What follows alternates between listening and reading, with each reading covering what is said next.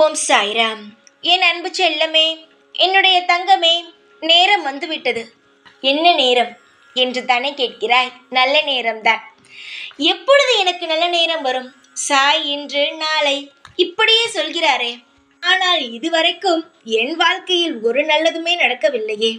சாய் பொய்தான் சொல்கிறார். சாயை இனி நம்ப போவது கிடையாது. நான் என்னுடைய வேலையை செய்ய போகிறேன் முடிவெடுத்து விட்டார். சரிதான், யாரையும் நம்பாதே. நீ எடுத்து விட்டாய் அல்லவா ஒரு முடிவை. நான் இனியே என்னுடைய வாழ்க்கையை நான் பார்த்துக் கொள்கிறேன் என்று. சரிதான், உன்னுடைய வாழ்க்கையை நீயே பார்த்துக்கொள். தங்கமே, நான் இப்பொழுதும் உன் மீது கோபப்படவில்லை. ஒரு முயற்சியில் இறங்கிவிட்டாய் அல்லவா. நான் உதவியே செய்யவில்லை என்று நினைத்து கொண்டு ஒரு முயற்சியில் இறங்கியிருக்கிறாய். அதை உனக்கு தூண்டியது யார்? நான் தானே. உனக்கு செய்யவில்லை, உன்னை கண்டு கொள்ளவில்லை என்ற ஒரு கோபத்தில் தானே இப்பொழுது ஒரு புது காரியத்தில் இறங்கி நான் என் வாழ்க்கையை பார்த்து கொள்கிறேன், சாய் ஒன்றும் செய்ய வேண்டாம், என்னுடைய வாழ்க்கையை நான் பார்த்து கொள்ளும் அளவுக்கு முயற்சிகளை எடுக்கிறேன் என்று முயற்சிகளை எடுத்திருக்கிறாய். அதுதான்.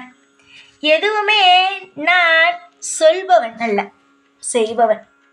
இப்பொழுது உன்னிடம் வந்து ஒரு விஷயத்தை சொல்கிறேன் என்றால் உன்னுடைய மனதில் குழப்பமும் பதட்டமும் கவலையும் இருக்கிறது. இதனால்தான் நான் உன்னிடம் பேசிக்கொண்டே இருக்கிறேன். நான் பேசும் பொழுது உனக்கு ஆறுதலாக இருக்கும். நான் நிச்சயமாக சொல்கிறேன், உன் கவலையை மறப்பதற்காக இதெல்லாம் சொல்லவில்லை. நடக்கப் போகிறது, கவலைகள், ஆறுதல் எல்லாமே இருக்கும் என்பதற்காகத்தான். எதுவுமே உன் வாழ்க்கையில் கவலை, கண்ணீர் எதுவுமே இருக்கக்கூடாது என்பதற்காகத்தான் உனக்கு முன்பே நான் சொல்லிக்கொண்டே இருக்கிறேன். உன்னுடைய வாழ்க்கையில் குழப்பங்கள் தானே இருக்கிறது தங்கமே. உன்னை குழப்புவதற்காகத்தான் அனைத்து விஷயத்தையும் நான் சொல்கிறேன் என்று நினைக்கிறாய். உன்னை தெளிவாக வைக்கத்தான் நான் அனைத்து விஷயத்தையும் சொல்கிறேன். சில சமயம் என் மீது கோபம் வரும், ஆனால் அடுத்த கட்டமே அது மறந்து விடுவார். அப்படிப்பட்ட குழந்தைதான் நீ. உனக்கு திடீரென்று கோபம் வரும், அதுவே அடுத்த நொடி நாம் சாய்தானே, நமக்கு நல்லதுதான் செய்வார், இப்படி சொல்லி மறந்து விடுவார். என்னுடைய தங்கமே, உன்னுடைய அன்பிற்கு நான் அடிமை.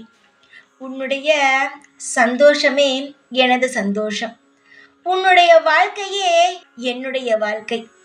நீ எதை தேடி ஓடிக்கொண்டிருக்கிறாயோ அதை நான் ஓடி உன் கையில் சேர்ப்பேன். நீ ஓடினால் மட்டும் போதும், அது உன் கையில் சேர்ப்பது என்னுடைய பொறுப்பு. முயற்சியில் இறங்கியிருக்கிறாய், பாதி வழியில் விட்டு விடாதே.